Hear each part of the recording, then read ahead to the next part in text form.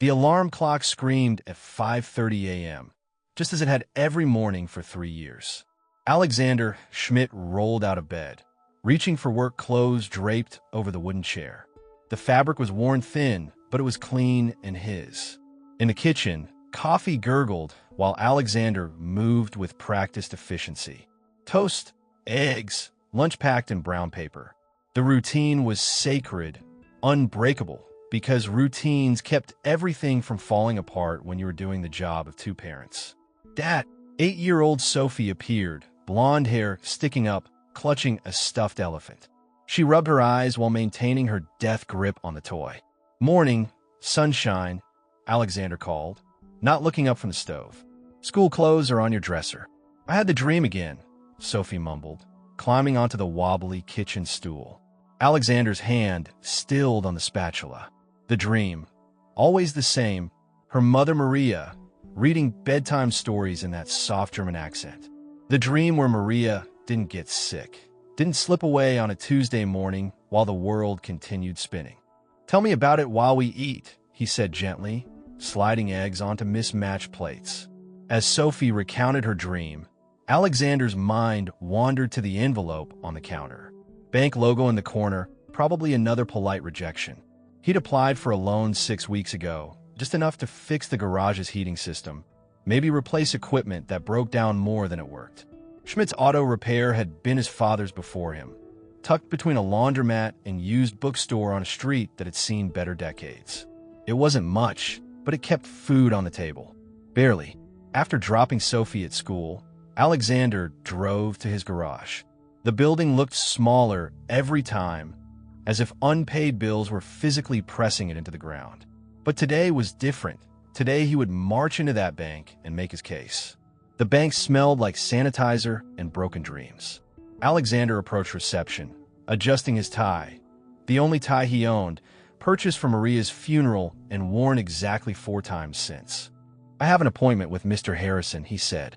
The waiting area featured chairs comfortable enough to keep you from complaining, but uncomfortable enough to remind you that your time wasn't valuable. Alexander sat with his folder balanced on his knees, trying not to remember signing papers he didn't understand while grief sat on his chest like lead. Mr. Schmidt? A thin man emerged from an office. I'm David Harrison. Please come in. The office was aggressively beige. Alexander settled into another uncomfortable chair and opened his folder, launching into his practice speech about the garage's history, steady customers, community connections spanning generations. He showed profit statements, payment histories, character references from 20-year customers. Harrison listened with the expression of someone who'd heard this exact story 100 times, fingers tapping impatiently. Mr. Schmidt, Harrison interrupted, I'm afraid your application doesn't meet our current lending criteria. The words hit like cold water. What criteria, specifically? Your debt-to-income ratio, without a cosigner or additional collateral. Harrison shrugged, already reaching for the next file. Alexander felt his composure crack. I've never missed a payment. I'm not asking for charity. I'm asking for a chance to improve my business. I understand your frustration, but the numbers don't support the risk. Perhaps consider alternative funding sources.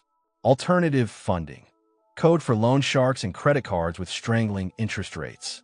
Alexander gathered his papers with hands that wanted to shake, pride the only thing keeping him upright as he walked out. He didn't notice the woman in line behind him, didn't see her watching with eyes that had witnessed this tragedy in different venues, but always the same ending. Too focused on putting one foot in front of the other without doing something he'd regret. Charlotte Weber stood in the queue, wearing a charcoal wool coat that cost more than most monthly salaries, dark hair pulled back elegantly. She'd been waiting to transfer funds. Routine financial housekeeping barely worth her time, but too sensitive for assistance. She'd watched the man make his case with quiet desperation painful to witness. Seen the loan officer's dismissive body language before he'd finished reviewing the application. Recognized institutional cruelty dressed as prudent business practice. Charlotte had built her fortune recognizing opportunities others missed, seeing potential where others saw risk. But more than that, she recognized character. The man walking out with shoulders set against disappointment and dignity intact. That was character. Next, the teller called, but Charlotte's attention followed the retreating figure heading for the exit. "I'll be right back," she told the teller, heels clicking against marble as she followed him outside. Autumn air was sharp with winter's promise. Alexander was halfway to his truck when he heard the voice behind him. "Excuse me." He turned, expecting a bank employee with forgotten paperwork. Instead, he found a woman who belonged in business magazines rather than community bank parking lots. "I'm sorry to bother you," Charlotte continued, voice carrying a slight accent. "But I couldn't help overhearing what happened in there." Alexander's jaw tightened. "If you're looking for entertainment, you missed the show. That's not why I followed you." Charlotte stepped closer, expression serious. "I heard what you were asking for. $25,000 to upgrade your heating and equipment." "Yeah, well, apparently that's more than the bank thinks I'm worth." Charlotte reached into her purse, withdrawing a personal checkbook with elegant script lettering.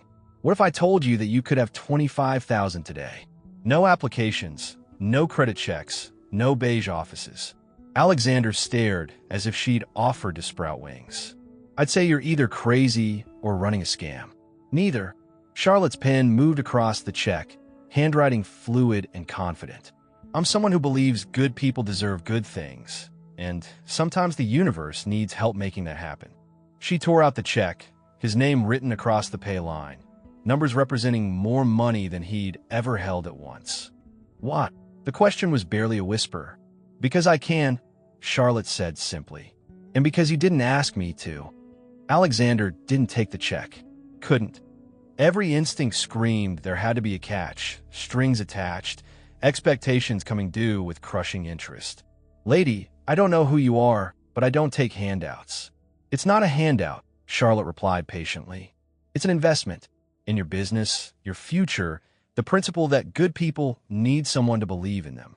The check remained suspended between them, a paper bridge across the gap between worlds. Alexander's pride warred with desperate hope he'd tried to suppress. "There's no such thing as free money." "You're right. This isn't free. You'll pay every penny back when your business supports the payments. No interest, no timeline, just your word." "My word." Alexander almost laughed. "You're betting $25,000 on the word of a man you met 5 minutes ago." "I bet more on less," Charlotte said, tone suggesting that wasn't hyperbole. "I don't think I'm wrong about you."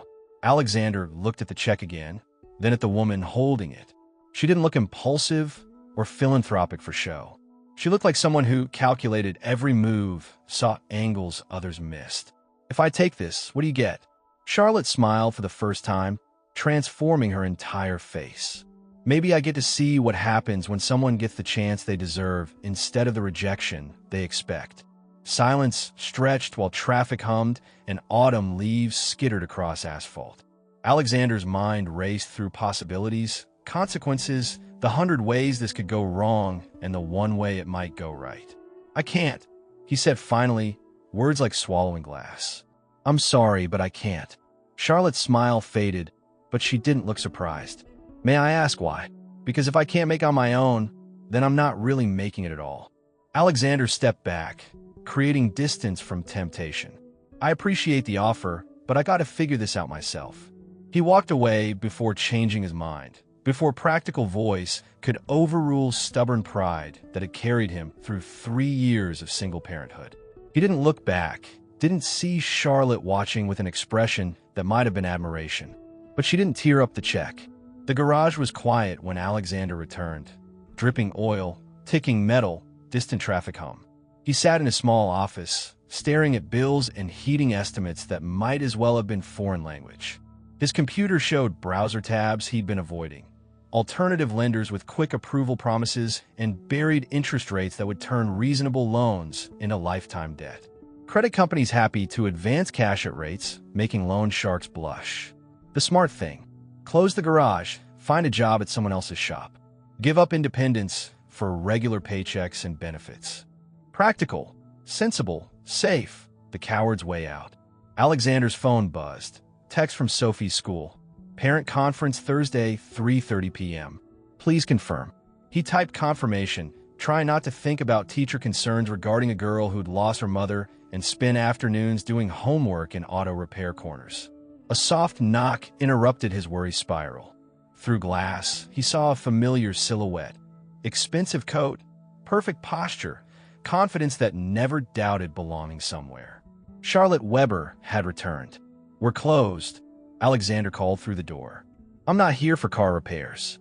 Against better judgment, Alexander opened up. Charlotte stood looking exactly as composed as before, though something suggested she hadn't come just to repeat offers he couldn't accept. "My car broke down," she said, sounding almost uncertain for the first time. 3 blocks from here. Engine just. Stop. Professional instincts kicked in despite personal reservations. "What kind of car?" "German. Expensive. Probably too complicated for its own good." Charlotte's smile was self-deprecating. "My usual mechanic can't get to it until tomorrow. I have a meeting across town in 2 hours." "Bring it in," Alexander heard himself saying. "I'll take a look." The car, arriving on flatbed, was indeed German and expensive, sleek sedan costing more than Alexander made in 2 years. But under the hood, still just an engine with same basic principles as any machine he'd worked on. Charlotte stood in the bay doorway, watching him work with intensity that made him self-conscious. She'd removed her coat, revealing expensive but simple sweater that somehow made her more approachable. "Coolant sensor," Alexander diagnosed after 20 minutes. Faulty reading made the engine think it was overheating, so it shut down as safety measure. "I can replace it, but I'll have to order the part. Won't be here until tomorrow. So I'm stranded." Charlotte didn't sound upset about this development. "Not stranded. I can drive you to your meeting, bring you back to the car tomorrow." The offer surprised him as much as her. "Why would you do that?" Alexander straightened, wiping hands on shop rag. "Because it's right. And maybe I want to prove that taking help and accepting charity aren't the same thing." The drive across town was quiet initially, both feeling their way through strange dynamics. Charlotte gave directions like someone used to being passenger, while Alexander navigated with efficiency of someone knowing every shortcut in 50 miles. "This is a nice area," Charlotte observed, passing tree-lined streets and maintained houses. "Used to live here," Alexander said carefully. Before Maria got sick, before medical bills, before I learned the difference between good insurance and insurance that looks good on paper." Charlotte was quiet. "I'm sorry. Not your fault. Life happens. You adapt or don't. Is that what you tell your daughter?" The question caught him off guard. "How do you know I have a daughter?" "Car seat and back. Crayon drawings on your office window. The way you automatically ordered apple juice at that diner." Charlotte's observation skills were clearly sharp. "What's her name?" "Sophie." Alexander found himself smiling. 8 years old, obsessed with dinosaurs, convinced she'll be a paleontologist. Smart kid. Too smart sometimes. Asks questions I don't know how to answer. They pulled up at a glass and steel office building screaming corporate success. Charlotte gathered her things but didn't immediately exit. "Alexander," she said, using his name for the first time. "The offer I made, it's still open." "Charlotte," he replied, somehow knowing her name. "It's still no." She nodded as if expecting that answer. "Will you think about it? Not for yourself, but for Sophie." Then she was gone, leaving Alexander alone with his principles and growing suspicion that sometimes doing right for wrong reasons was better than doing nothing. That evening, Sophie sat at their apartment's small table, working on homework while Alexander cooked spaghetti, her favorite. Routine was comforting, but underneath lay the weight of decisions needed and bills that wouldn't pay themselves. "Dad," Sophie looked up from math worksheet, pencil eraser worn to pink stub. "Mrs. Patterson says we need to write about what we want to be when we grow up. Besides paleontologist?" Alexander stirred sauce, breathing garlic and oregano. "That's still first choice. But maybe I could be a mechanic too, like you. Fix dinosaur bones instead of cars. You can be anything you want, sunshine. The world's wide open for smart girls like you, even if we don't have lots of money." The question hit like physical blow. Sophie had never asked about money before, never shown awareness of careful budgeting, keeping their world functioning. Money doesn't determine what you become, Alexander said carefully. Just changes how you get there. Good. Sophie returned to homework with matter-of-fact acceptance. Because I'm going to discover a new dinosaur and name it after Mom. Alexander turned away, overwhelmed by how casually his daughter carried grief and hope equally. Maria would have loved that idea, would have spent hours researching dinosaur nomenclature and drawing imaginary fossil discoveries. The next morning brought Charlotte's return. She arrived by taxi, looking slightly less polished. Hair in simple ponytail, jeans that probably cost more than monthly groceries but made her seem more approachable. "How was your meeting?" Alexander asked, leading her to where her car waited. "Productive. Boring. The kind that pays bills but doesn't feed souls." Charlotte ran fingers along the hood with tentative appreciation for craftsmanship without understanding it. "Fix. Good as new. Maybe better. Updated a couple other sensors while I was in there. No charge for extras." Charlotte reached for her purse, but Alexander held up a hand. "On the house. Professional courtesy. I can't accept free service any more than you can accept free money." Uncomfortably accurate observation. "Fair enough. 200 for parts and labor." Charlotte wrote the check without hesitation, then held it out. As Alexander reached for it, their fingers brushed briefly. Contact so brief it shouldn't have registered, but did. "Thank you," she said, tone suggesting she wasn't just talking about car repair. "Just doing my job." Charlotte climbed in, adjusting seat and mirrors with precise movements of someone preferring to drive themselves. But instead of leaving immediately, she rolled down the window. "Alexander, if you change your mind about that loan, not if, when, you know where to find me." She drove away before he could respond, leaving him standing in empty garage bay with questions he couldn't answer and certainty their paths would cross again whether he wanted them to or not. The first snow fell 3 weeks later, starting as light dusting that melted on contact, but turning into steady snowfall promising to stick until spring. Alexander stood in his garage doorway, watching flakes swirl in streetlight yellow, trying not to think about the heating system that had finally died that morning. The repair estimate sat on his desk like death sentence. For $1,000 to replace the boiler, another $1,000 for electrical work bringing everything to code. $5,000 he didn't have, for equipment he couldn't operate without. Sophie appeared at his elbow, having finished homework upstairs. She wore her heaviest sweater and mittens almost too small for growing hands. "It's cold in here, Dad. I know, sunshine. We'll figure something out." But privately, Alexander wondered if figuring out would be enough this time. He called every supplier, begged for payment plans making repair feasible. Always the same answer: cash up front or find someone else. There wasn't anyone else. "Mr. Schmidt?"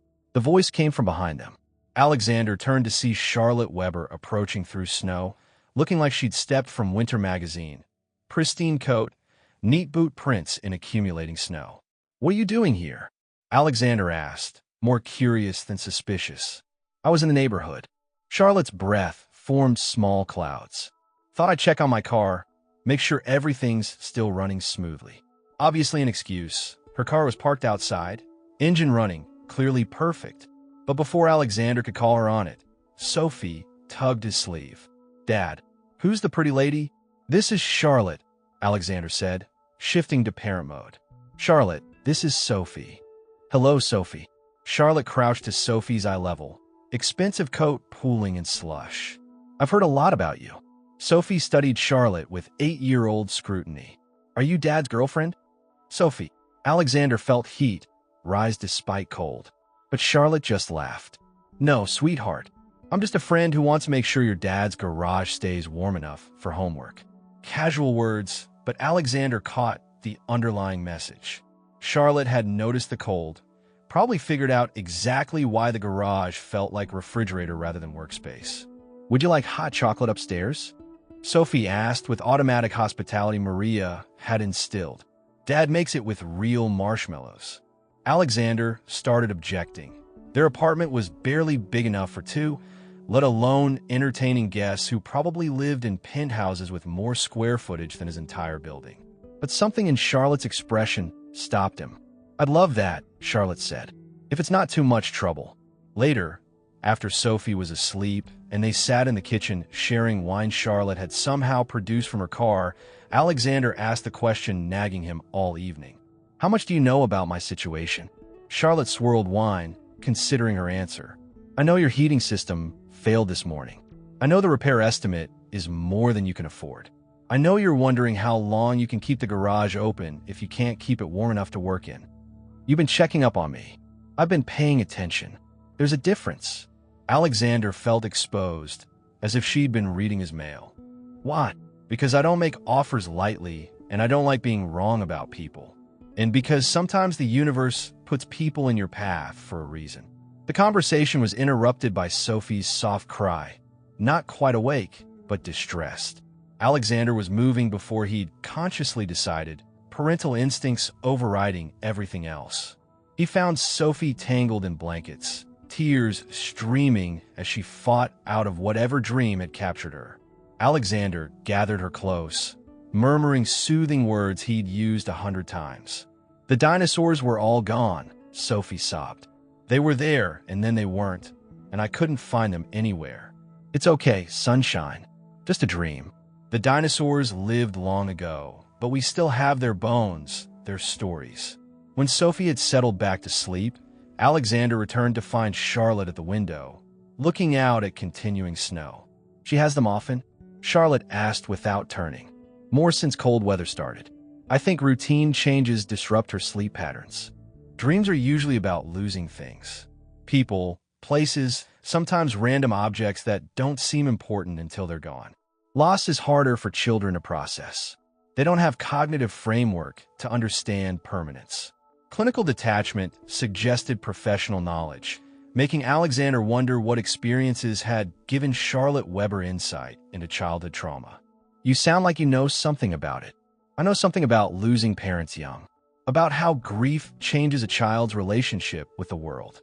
I also know children are more resilient than we give credit for, especially when they have adults willing to fight for them." "Is that what I'm doing?" "Fighting. Every day. In every decision, every sacrifice, every time you choose Sophie's needs over your comfort." Charlotte's voice was matter-of-fact. "The question is whether you'll let pride prevent you from winning that fight." They stood in the small kitchen, separated by 3 feet of linoleum and philosophical gulf that seemed impossible to bridge. Alexander wanted to argue, insist that accepting help was fundamentally different from fighting for his daughter's future. But the apartment was cold, the garage colder, and somewhere he could hear snow accumulating on a roof that probably needed repairs he couldn't afford either. "The $25,000, he said, finally. "Is that offer really still open?" Charlotte smiled, and for the first time, the expression reached her eyes. "Alexander, that offer was never going to expire." Snow had stopped by morning, leaving the world wrapped in white silence. Alexander stood at his kitchen window, coffee warming his hands, watching Sophie build a snowman in the small yard behind the garage. On the kitchen table sat a check for $25,000, written in Charlotte's elegant handwriting. Beside it lay a simple agreement. Loan with no interest, no set repayment schedule, no penalties for early payment. Alexander had read the document 3 times, looking for hidden clauses transforming generosity into obligation. He'd found none that IT was exactly what Charlotte had promised, a chance to fix immediate problems with nothing but his word as collateral. His phone buzzed, text from unknown number. The museum curator's name is Dr. Patricia Kane. "She's expecting Sophie's call whenever you're ready to arrange a visit." See, Alexander smiled despite himself. Charlotte Weber apparently followed through on casual promises to 8-year-old girls, which said more about her character than any business credential ever could. Sophie burst through the kitchen door in swirl of cold air and snow-dampened mittens, cheeks pink with exertion and joy. "Dad, you have to see the snowman. He's perfect, except his eyes are crooked, but I think that makes him friendly instead of scary." "Let me grab my coat," Alexander said, but Sophie was already tugging him toward the door. "No time. He might melt if we wait too long." Alexander allowed himself to be dragged outside, leaving the check and agreement behind. For now, it was enough to stand in snow with his daughter, admiring a snowman with crooked eyes and a scarf made from old shop rag. But later, when Sophie was inside warming up with hot chocolate and cartoons, Alexander would return to that kitchen table. He would pick up a pen with hands that had fixed 1,000 engines, but had never signed his name to anything that felt quite like hope. And for the first time in 3 years, he would stop fighting the future and start building it instead. The check was real, the money was real, and maybe, Alexander thought as he watched Charlotte's number appear on his phone screen, some things were worth risking everything for, especially when everything wasn't really much to begin with. "Hello, Charlotte," he said, answering on the second ring. "I think it's time we talked about that loan." Her laugh was warm and genuine, carrying clearly across the connection that suddenly felt like the most important conversation of his life. "I thought you'd never ask," she said. "How soon can we start?"